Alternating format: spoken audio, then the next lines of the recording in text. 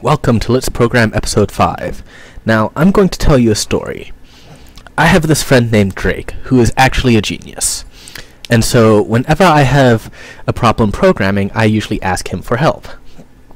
And he generally says something along the lines of, well, what you're really trying to do is this and that, and you're going about it completely wrong. So,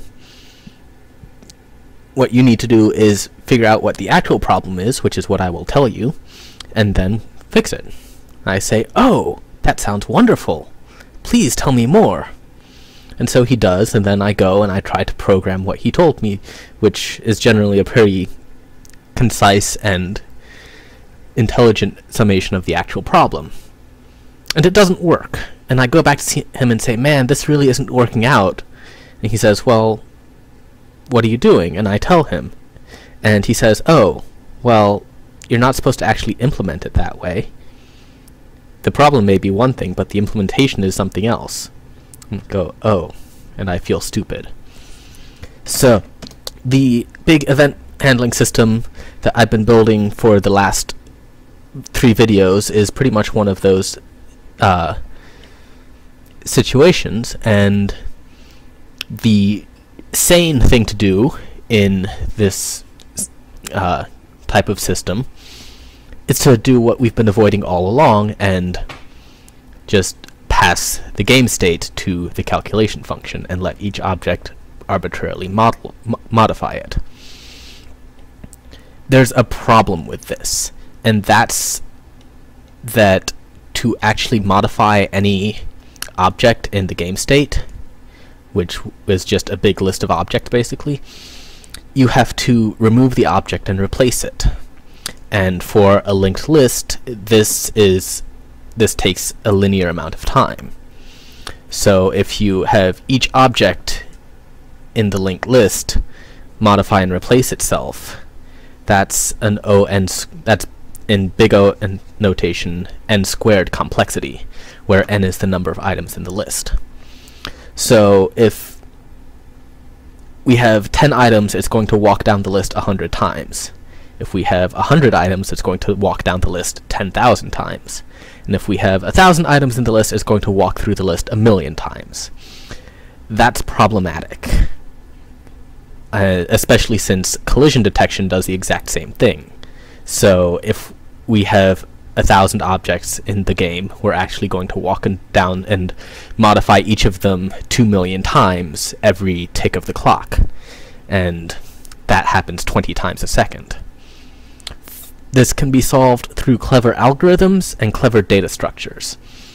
And so we're going to solve it through clever data structures. But not right now, because right now we have only 100 items in the game world, and as the frame rate calculation shows, we are well equipped to handle that many. So we aren't going to worry about it until the game gets more complicated. Okay, so what we are actually going to do today is go through and fix some of the parts that were broken when we changed the representation to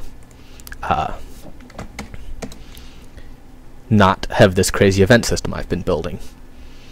So another thing that's particularly relevant is we've removed the player as a special case from the game state. Now it's just another object in the list.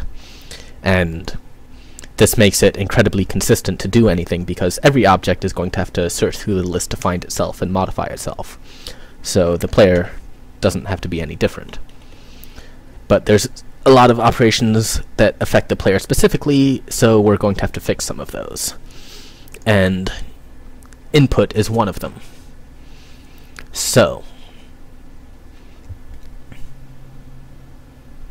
what we are going to do here is basically rip out and rewrite this event handling code.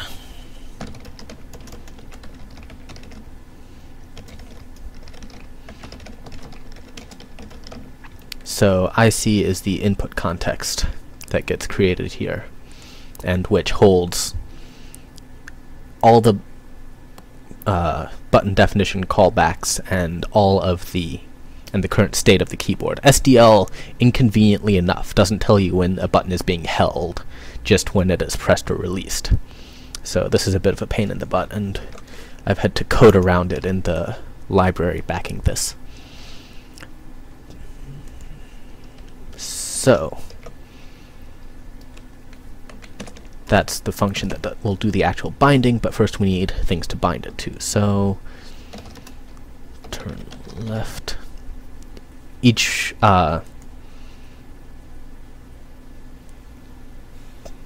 callback will take a game state and return a new game state. So it's really just like, it's actually pretty much exactly like the normal calculate functions. So g equal, let g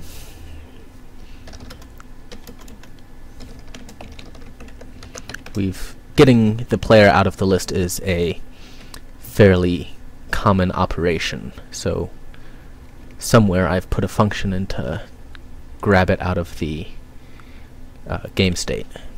Here we are. Yeah, just give it the game state, and it gives you a pair of the new player and the old player with the wrapping type stripped off of it. So actually,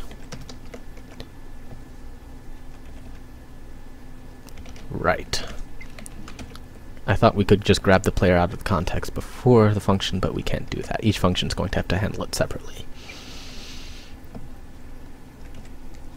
You can do pattern matching in a variable definition in OCaml, which is really sexy. So this is a pattern match that binds the first object of the tuple to p and the second to nothing. We ignore it because we don't need the old player state. Turn. All these functions are going to do essentially the same thing. If we end up doing this too much, I'll probably write another wrapper function to basically define this type of function for us, which will say redefine or define a function that does this idiom too, with some arbitrary function applied to the object.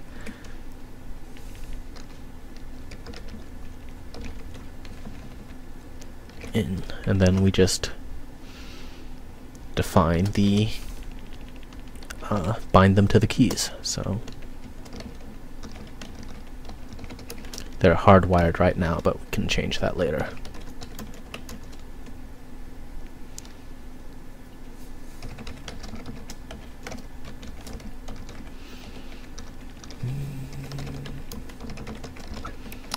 Honestly, as far as, well,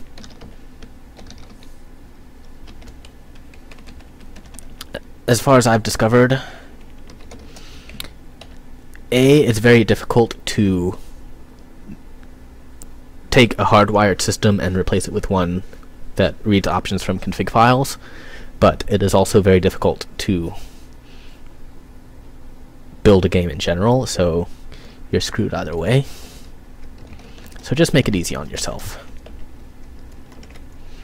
which I have not done here, but there. This should now let us actually move the ship around again.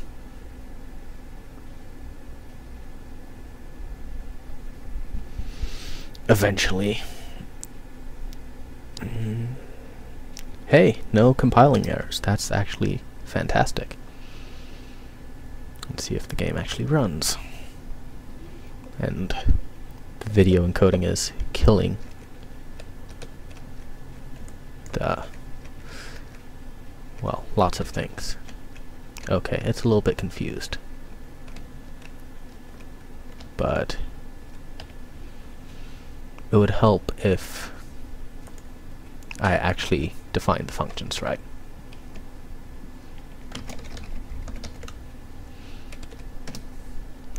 Okay, so that works.